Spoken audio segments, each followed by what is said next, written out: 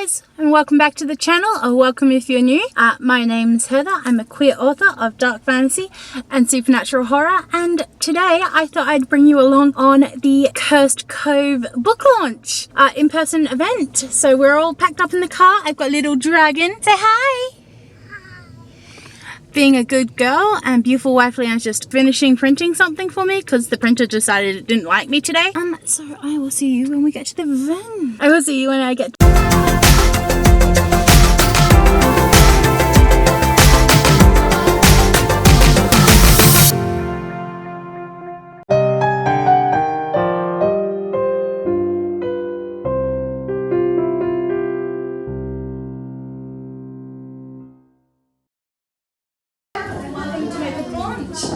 Firstly, I'd like to wish acknowledgement of the traditional custodians of the land that we're meeting, which is the Wajak people. I wish to acknowledge and respect their community, their culture, and the contributions they make to the city and this region.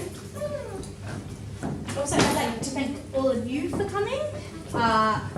This afternoon is about the book launch of the first book in my Keepers of Devil's Bay series, which is Cursed Cove. It's a young adult, supernatural, paranormal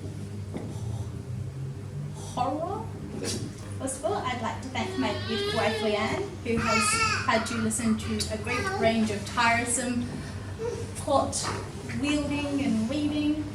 Also, I'd like to thank my dad for taking me through and exploring fantasy worlds when I was younger and allowing me to move in this direction of being an author. Also, I'd like to thank the WA writing community, such as Marie Rodenberg, who is one of my amazing friends and beat readers. Also, Sasha Wosley, who's been a person that I looked up to and has support and knowledge that I pick the brain of, and also a beautiful Eunice Musa, who went through and helped the first iteration of this, and also make beautiful book publishers that are here to help and support me. So a bit about how Cursed Cove came into being. I was made redundant in October of 2019 from Blurb. We also then found out that we were having cadence in August, so a couple of weeks later, so I sort of went, it's now or never really. I've always loved writing stories. I find it quite cathartic. So I had also heard of NaNoWriMo, but working in retail was just not something that was going to be write a whole novel in November, but also start getting extra shifts at work. So went, helped to scale, really very vaguely put together a couple of scenes I think were really fun to watch. Funny enough, I had a quote pop into my head and kept going because I also, into October of 2019, was going to see the Harry Potter stage show with my mum, and something from the fourth book kept popping into my head was the mermaid rhyme from the egg of come seek us where we are and discover what we took. There is some nasty marine shifty creatures involved in the book. It did originally start as a rippled reflection of Devil's Bay, was the whole series title. I then have discovered and really digged into the genres I actually want to be known for, which is dark fantasy and supernatural horror. So I had an idea to take it down and actually make sure it aligns a bit better with the genres I want to be living in the world of, because I do like a bit more of the macabre, creepy foolishness. It is available today, Amazon through Kindle Unlimited, ebook and paperback. So that's all. Thank you.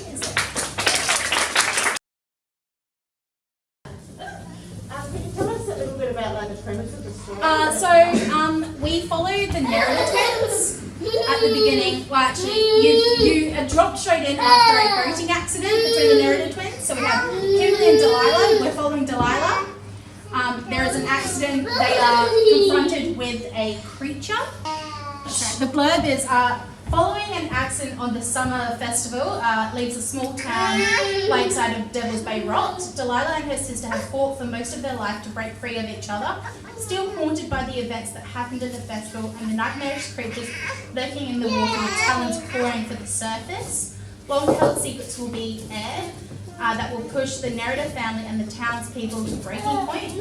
So slide into a booth and order yourself a smooth milkshake and enjoy your first visit to Devil's Bay. So the tagline is secrets are about to break the surface.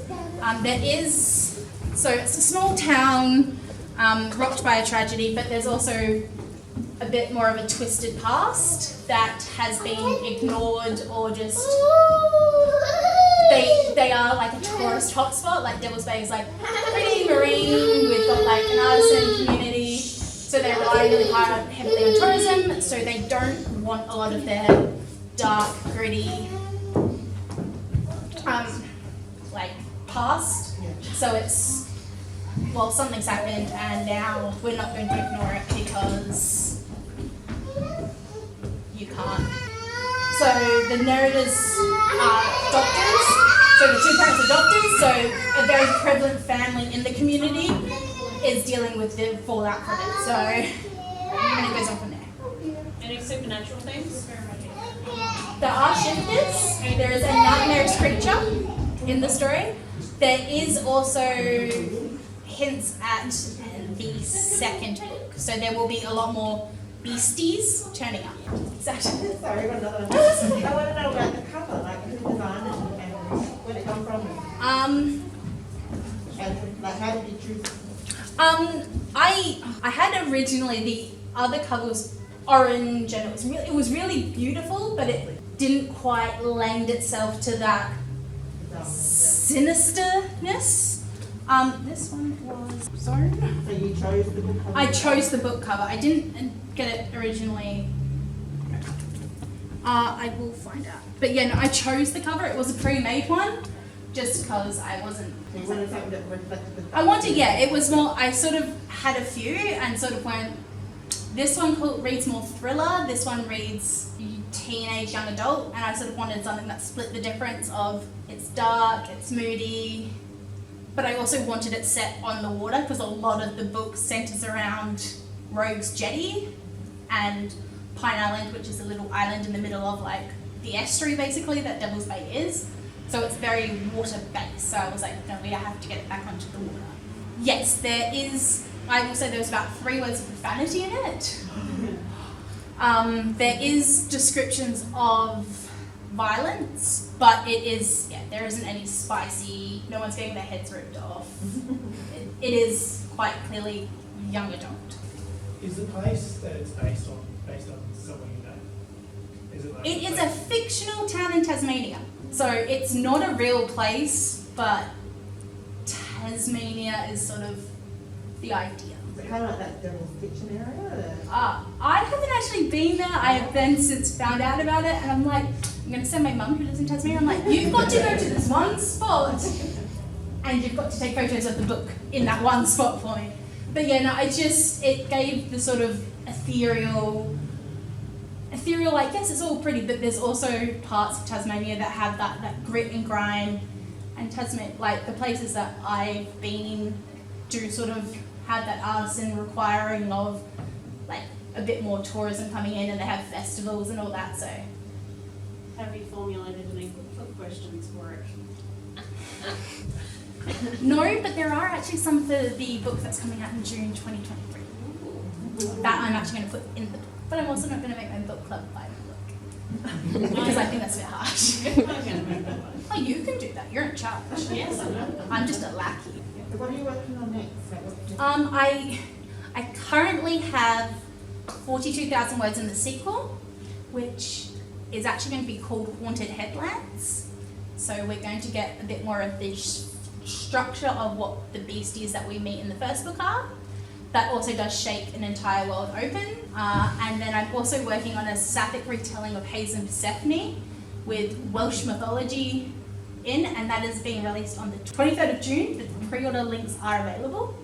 But I'm having the same name across everything because I think they do dovetail quite nicely as genres. But I did think about that because my Twisted Garden Saga, which is the first book in the June release, is going to be new adult. There is going to be scenes, because I jokingly said to Leanne one day I will write a spicy scene, and she keeps complaining I haven't, so I'm going to write her an entire book. What do you love most about writing? I just, growing up, it was quite cathartic. I found it quite getting out my agitation. I wasn't a painter. I didn't have the skills of Amy to draw growing up. So I was like, I'm going to write my feelings. And it's something I also could do, because at that point, in 2019, I was like, okay, you know what, if I want to be a writer, now's my chance. I can try and make a go of it. It also gives me a chance to actually spend more time with my number one priority, which is my daughter. So yeah, it was it's a stay-at-home job.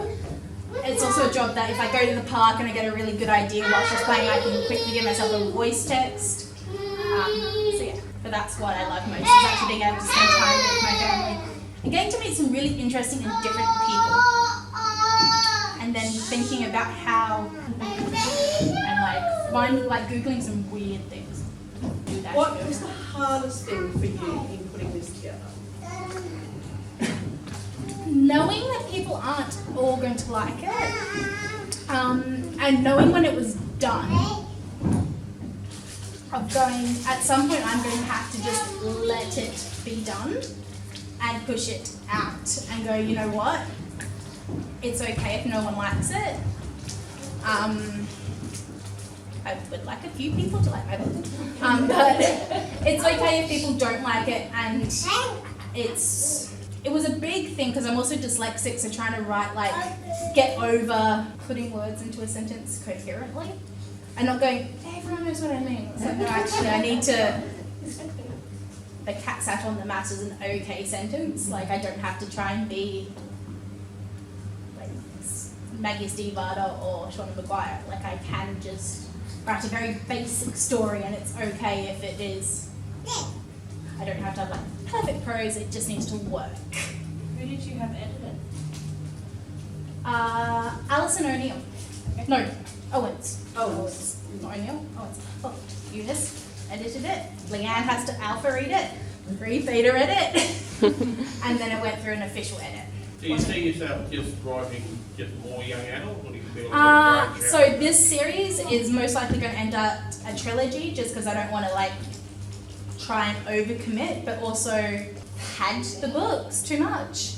But I think I would end up in older YA, young, new adult sort of. Ideally, I think I'd write for sort of 15 to sort of up from there, because I like a lot more gritty things, and there are limits to what you can, I feel, appropriately put in a young adult book. I will never write a middle grade because I don't think I could tone the way I like to write and what I like to write down enough to be an appropriate story for that age group. So no book about Baby Dragon. Oh no, Baby Dragon actually does have a book. It's called Surviving Dragonfire. Yeah. And it is a book where I actually wrote a letter to her every week the year she was born. So she's actually going to be given that at her 6th. So, but it's not like a book, but it's like a episodic volume. That's what's going on. I was going to ask, the storyline, how long has it travelled? You're looking at 3 years, 3 books. What's the timeline? This story effectively goes for about 9 months. That's the time frame of that story. At some point, I do have to get them to graduate high school because they're in their final year of high school. I don't explicitly say it, but with how I want the story to kind of flow, it does need to. I also will say there is LBGT elements, because as a queer author, I think more books need to more normalise it. Recognise it, normalise it, because there is a group called the Rainbow Kids, and it is allies, people that are on whatever part of the spectrum, and it's respecting their journey, but also respecting the church, the kids' church, or what we call the Trinity in my book. and respecting the journey that they're on and actually coexisting. Oh, sorry, my bad. That's okay. No, the next one for this one is going to be either the first or third quarter of next year, because I have committed, and because I put an Amazon pre-order up for my new adult dark fantasy, I have to get that out, otherwise I will lose pre-order privileges, and that's not something I want. But that is actually going to be available wide. So my solid dark fantasy will be on all ebook platforms, but I think that this will stay predominantly until I finish the trilogy in KU. So it will only be available on ebook for Kindle Unlimited. And I'm just hedging my bets a little bit, see how they both work. Thank you. So we do have teas, coffees. There is a toilet behind you if anyone needs to go to the toilet. Yes, thank you. We do have some face painting if you would like to partake.